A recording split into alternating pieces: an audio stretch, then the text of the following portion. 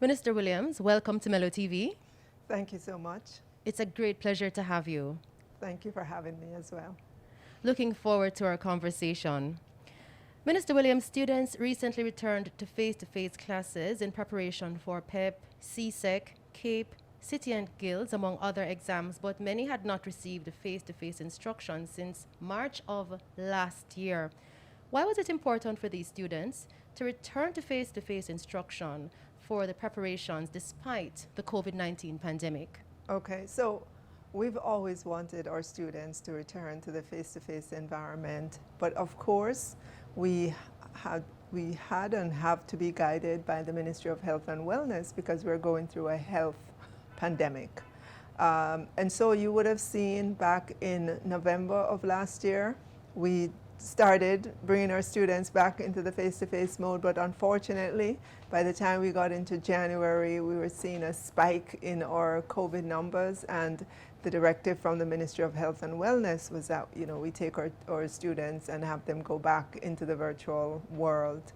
So having gotten this chance here now, in light of the exams that the students are doing, and these are exit exams, so for grade 6, they'd be leaving primary school, going to high school. Yes. Of course, you have the end of high school exams, the CSEC and the CAPE and NCT Vet and so on. And so we felt that it was important for our students to get back again into the face-to-face mode, to brush up, to focus them in terms of these exams, put them back in that mode again. And so in tandem with the reduction in our COVID numbers, it just kind of worked out. We were able to get our students back into the physical world. Thank you. Now, Monday, May 10 marked the first day of students' return to classes. How has that process been unfolding? It's been going very well. As I said earlier on, our students have wanted to be back in the classroom. They do like the online world as well, but they miss their friends. They miss what they normally do. And so as we went around and we were assessing, you could see that students were happy to be back with their friends and in their classrooms. And you could see that they understood, though, that we were going through the health pandemic, and so they were wearing their mask, they were social distancing, they knew that they had to hand sanitize or had their temperature taken coming into the schoolroom. So there wasn't any resistance in terms of the students. I think we have to give our students credit in terms of their understanding. Indeed. And their willingness to participate and keep themselves safe as well. Thank you, Minister. Now, after consultations with some key stakeholders and psychometricians, the Grade 9 Achievement Test, or GNAT, was cancelled. Also, PEP Grades 4 and 5 assessments have been postponed, and also Grade 4 and 5 performance tasks have been pushed back until the Christmas term. What were some of the main concerns regarding the keeping of the exams, the exit exams? Right, so there's a difference, right, in terms of PEP 6, those students are transitioning to high school, whereas PEP 4 and 5, you're simply moving to the next grade within the same school. Yes. One of the big concerns was that the students would not have been able to do the entire curriculum, and those are curriculum-based tests that they would be having. Additionally as well, for grade 6 PEP, they did not do the entire exam either. It was only one of 3 components that they did, yes, which was, the ability test. The same reasoning, they were not able to complete the entire curriculum. So that was a major consideration, but we will be doing the diagnostic tests. And what the diagnostic tests will tell us is where are our students in terms of their learning. And it will give us valuable information in order to have the appropriate intervention to help them to recover whatever the learning loss was. We understand as well that within a particular class, you're going to have students with gaps. So you might have the student at the one end who woke up every day and was on the virtual classroom, and they were doing their work, and so they're, they've stayed up. But on the other end, you have students who might not have had the virtual access to the virtual classroom, and so they're further behind. There is a divide. Right. So we're going to have that in the classroom. Yes. So you'll have not only the learning loss, but the learning gap among the students. And so in light of all that, we decided to postpone, not cancel. Yes. Just postpone it into the first term of the new school year. That's PEP grades 4 and PEP 5 grades 4 and assessments. 5, right. Yeah. Thank you, Minister. Now, coming out of preparations for the exit exams, transportation arrangements were put in place for students. Will this service remain in effect despite the postponement or cancellation of some of the exams? Right. So in terms of transportation, the ministry has historically provided transportation for some students in particular, or some of our PATH students in the rural areas that experience just significant hardship with transportation. And that will continue, of course. What we did for the exam was to add to that, and we allowed students to get onto our electronic platform and register their need there. And so we were able to see across our system who are the students that had this need, and we were able to respond to it. And that's the power of technology in our school system. Indeed. And we were confident in doing that because many, many more of our students have devices, right? Because they would have been in the virtual world. They've become really good at using it. They can get on and look things up, find apps and find different websites. And so as we go forward in the education sector, it's going to become more and more technology driven as well. As we are seeing right now, in light of the devices, you mentioned the devices. Have recipients of the laptop grants been responding to the ministry's appeal for persons to collect their grants? Yes, absolutely. The last time I spoke, I gave an update in Parliament. At that time, we were at about 36% or so of the beneficiaries having redeemed their e-vouchers for their devices.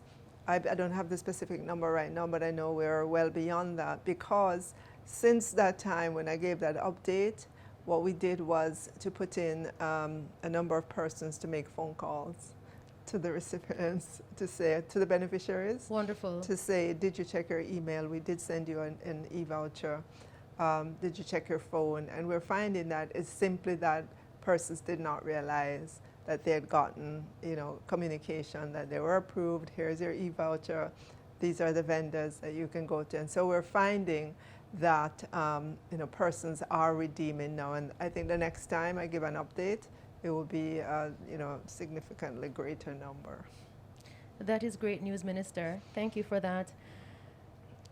In light of the return to the classrooms for face-to-face instructions, especially in preparations for exams, what measures have the ministry put in place to ensure student-teacher safety? Well, for exams, the COVID protocols, those have been communicated to our teachers, our principals, our students. It's mask wearing, it's the hand washing, or hand sanitizing, temperature taking, distancing. So within our classrooms, if you enter the classroom, you will see the desk spaced out properly. If you go around the school compound, you will see wash stations that are just visible across the compound. And this was not the case prior to COVID. So the schools have made, efforts along, obviously the ministry had to provide some resources, but our partners, or Jamaican companies, individuals, or international partners, they have come on board to help us in the education sector, not only with devices, but with the construction of wash stations, the donation of hand sanitizers, and so on. It's, it's been an outpouring, if you will, of persons helping the education sector. Thank you for that, Minister. Recently, one of the measures for the return to face-to-face instructions was the vaccination of teachers. Have teachers been responding, and is it mandatory? It's not mandatory. It's not mandatory for any Jamaican. It's voluntary. We made a special effort though because we recognize that our teachers would be back in the face-to-face mode. We had a virtual meeting. There was, 1,000 or so teachers on it prior to them getting the vaccines. We had health professionals on to answer any questions they had, any issues, any hesitation, any fear. And to date, I believe we have over 8,000 teachers that would have taken the first vaccine. Yes. And maybe looking forward to the second. We are going to, given that we've been getting more vaccines, as was announced by the Ministry of Health and Wellness, you will see, and you probably would have heard the announcement that the teachers continue to be in the group that have been given priority to get vaccines. So we're hoping that we will see way more of our teachers. We will also schedule another of the virtual town hall meetings as well, just to address any lingering questions that they may have. Thank you, Minister. And we just exited May, that was observed as Child's Month, which is a special interest of yours and the ministry's. Please share more about this year's theme, I Soar, which was I strive to overcome adversities with resilience. And what is the ministry's main message coming out of Child's Month? Okay, well, Child's Month, as you note, is the entire month of May. And with good reason, our children in Jamaica in particular, they have been going through a rough patch with the pandemic. Again, just having to be out of school and so on. But additionally, and because the Child and Family Protection Agency is with us here at the ministry, we get to see the data as it relates to child abuse as well. And it is not looking good for us as Jamaicans at all. Every month, on average, the CPFSA gets about 1,200 calls of child abuse. I have gone to homes in which, we've had child suicide, we've had, mutilation, just a number of things. Unacceptable things. Unacceptable things happening to our children. And so, for the month of May, it was focusing on the child, helping to bring attention to the plight of children, but not only that, to raise their awareness among Jamaicans about the care that is expected from adults for our children. And so we had a number of different programs. We had a number of different children come into the ministry to interact with, and we had a lot of prizes and so on. I think it was a good month in terms of awareness building of children, the importance of them, the fact that they ought to be treated in a particular way, treated with care, treated with love and understanding, and that their souls are precious, and not to be beaten down as reflected in the numbers that we collect on a monthly basis. Thank you, Minister. And I must interject to say that it's a great honor for Mello TV to be here at the Ministry of Education, Youth and Information, the place where we mold the next generation of young Jamaicans. So certainly, we're very happy to be here and honored as well. Well, thank you for coming. It's our pleasure. Now, great news, as after almost 2 decades of negotiations, the Ministry of Education, Youth and Information was recently able to reach an agreement with JamCopy, which now allows schools access to copyright materials. Why is this so important, especially against the backdrop of COVID-19? This is hugely important. As an education sector, we ought to be teaching, if we're not already, our children about the importance of intellectual property, of not copying somebody else's work without their permission.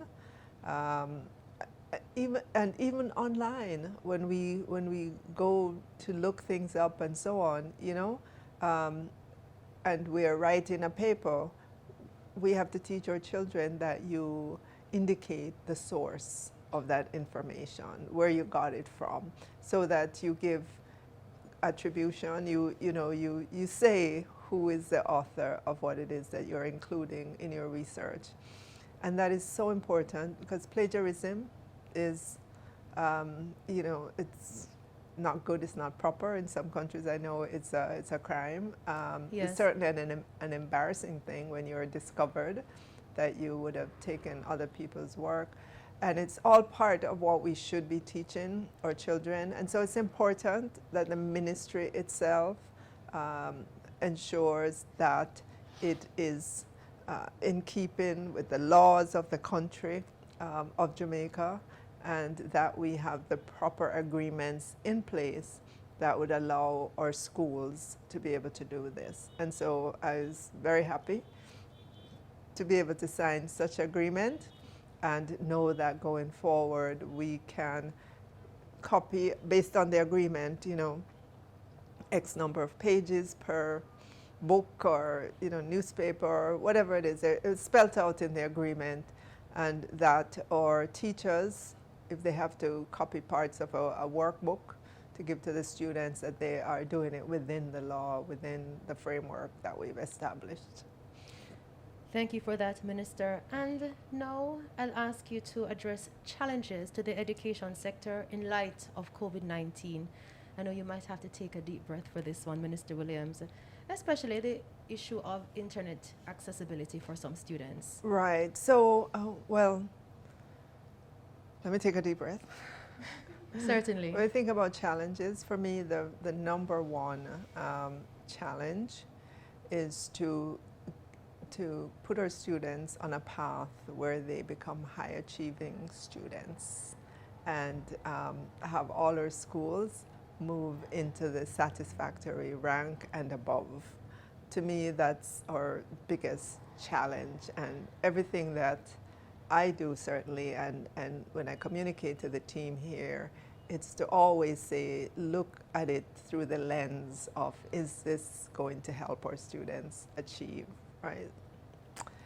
So then, which takes us now to the virtual world in which our students have been, and the issues with connectivity. You would have seen that we made huge efforts to get devices into the hands of our students, Yes, or you did. PATH students, or needy families. I mean, we went flat out, and still going flat out, because not every child has a device yet. But we recognize that that was just the first step. The connectivity, the affordability of the connection in terms of data plans, those are important as well. And we've been working collaboratively with the Ministry of Science, Energy and Technology, NWA as well. And you probably would have heard the Prime Minister talk about the broadband infrastructure. Real work is happening with regards to that. In time, all our schools should have minimum connectivity depending on their population of students and so on. We're seeing other players come into the market as well. Just recently, the Minister of Science, Energy and Technology announced a third telecom provider into the market. And so we have great hopes that connectivity all across Jamaica, not just in our schools, but in all the communities across Jamaica, will become better than it is right now. Better meaning it's always available, it's affordable,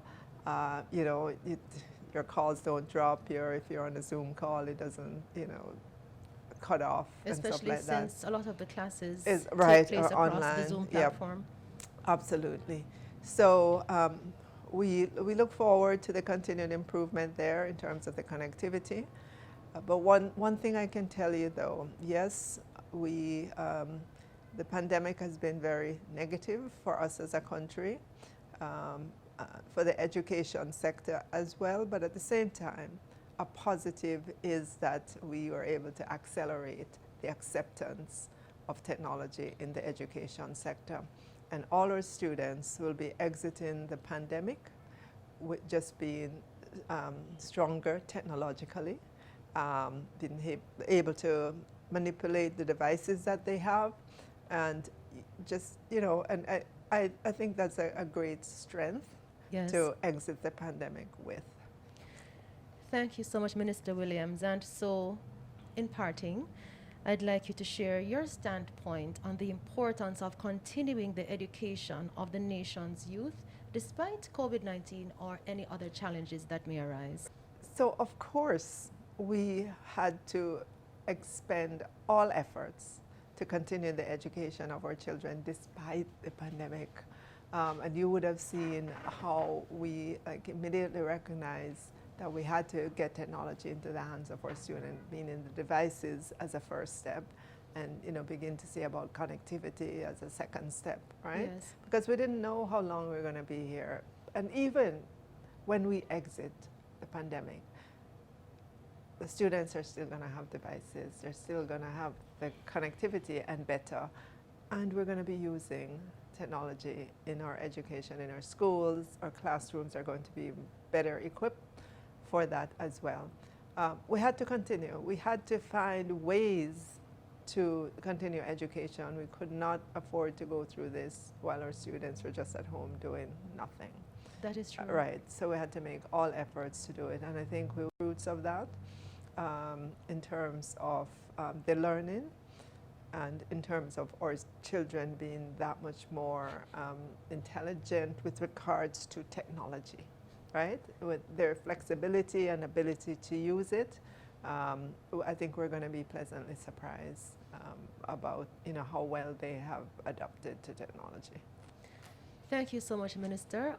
And on that note, we would like to say a very big thank you for having Mello TV News with you today. It's been a great pleasure being here at the MOEYI. Thank you so much for coming here at the Ministry of Education, Youth and Information, and to help us to get the word out about what we're doing, and our focus on our students, our children, and our goal to have them, all of them, not just some, become high achieving students. Thank you very much. You're welcome.